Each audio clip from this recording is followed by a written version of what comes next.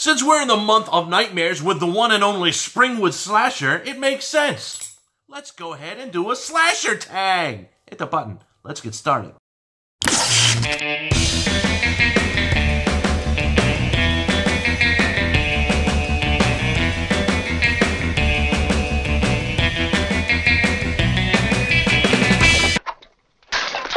Hey there, hi there, ho there, Andrew here, the horror host of Generations X, Y, and Z inside Davis Matter, and I am still wearing the glove because I forgot to take it off before I started saying this line. Anyways, this is a tag video, and it is the slasher tag. It comes from TheHORRORman.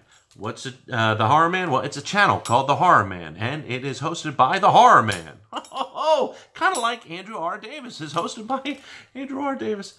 That's an awesome concept. Anyways, was I tagged by TheHORRORman? No, I wasn't tagged by TheHORRORman. I don't even think TheHORRORman knows who I am and if I really exist. Who I was tagged was tagged by the Horror Miser, Monty G. Awesome guy, fellow Philadelphian, might I add, as well. And I will put a link in the description box below for the TheHORRORman's channel and, of course, for the Horror Miser, Monty G's channel as well. Make sure you go ahead and check them out. Make sure that you sub to both of them, just like I did.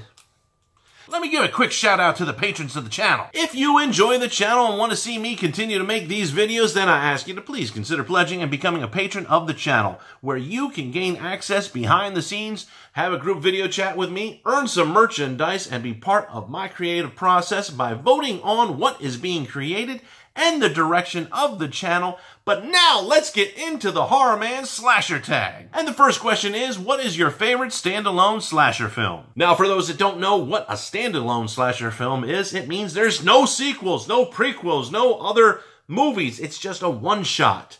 And that is going to be Happy Birthday to Me. Definitely, if you've watched the film, you don't need to see a prequel, and you don't, well, I don't know how you do a sequel, but at any rate, great film, good kills, fun story plot. It's a great slasher. I suggest you go ahead and watch it. Maybe I'll do a review of that movie. The next question, what is your favorite slasher mask / look? That's actually a pretty difficult question. I mean, there are plenty of slashers out there. They all have different unique looks about them, whether it's the costume, whether it's the weapon that they incorporate with their costume or their look, or just the mask itself. And there are plenty of really good masks out there. I'm going to have to say, though, Chrome Skull from Laid to Rest. What a cool look. It's a chrome skull. Who would have thought by that description? The following question is, what's your favorite slasher movie kill? Oh man, there's so many kills in different slasher movies. I mean, that's basically what a slasher movie is. But what is my favorite slasher movie kill? I'm going to say it is the raft scene in The Burning. Normally, in a slasher movie, the kills are one at a time, and the slasher has this ambush approach. He comes out of a closet. And maybe he just, you know, comes out of hiding. I don't know. Anyways, the raft scene, totally different, because instead of attacking one person at a time, I mean like just one person and then go and kill another person somewhere else, the raft scene is just complete chaos. And he kills a handful of people just one shot at a time with these hedge clipper thingies. It's intense. I like it. Here's another good question. What is your favorite slasher film setting? Bar none, my favorite slasher setting would be in the movie Halloween. It's Haddonfield, Illinois. It's basically every town USA. I love that setting because it's not a creepy setting. There are plenty of slasher films out there. They're in an abandoned area, whatever it might be. Texas Chainsaw Massacre is a good example. It's like an abandoned farm. That's creepy in itself, okay? No. Haddonfield, Illinois, Halloween. Could have been your neighborhood. Just, it makes it even more intense because you're like, could this happen here? Now here's a tough question. Who is your favorite final girl in a slasher movie? There are plenty to choose from, that is for certain, but I am going to say Ginny Field, who was played by Amy Steele in Friday the 13th Part 2. Bar none. Best one out of resourcefulness, smarts, just everything. You know, basically what you need in a final girl is you need some strong endurance. You need resourcefulness. She's got to be smart. She's got to, you know, she doesn't have to be brave. She can freak out. That's fine. I mean, anybody would freak out in the settings that these final girls are put into. But what I like about Ginny Field is if there could have been a protege to Dr. Loomis, it would be Ginny Field. She was smart enough to try and figure out what exactly Jason was all about. There's actually a scene in the movie where she's at a bar and she is kind of explaining, and it's all exposition. It's supposed to be there for the audience, but she's explaining what would have Jason gone through if he saw his mother beheaded.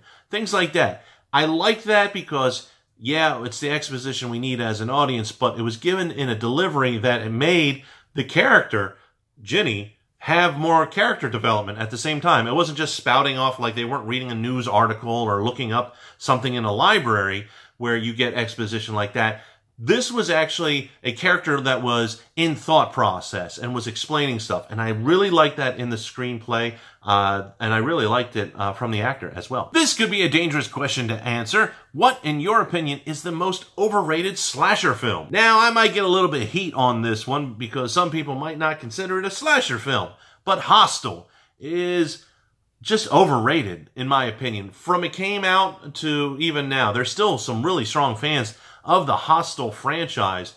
And yeah, some people might say, it's not a slasher, it's torture porn or something like that. It still has slasher elements in it. Sure, you know, you don't have somebody that is stalking, per se, a group of people because everybody's locked in their own room and everything. But it's still the way that people are getting dispatched and all of that stuff.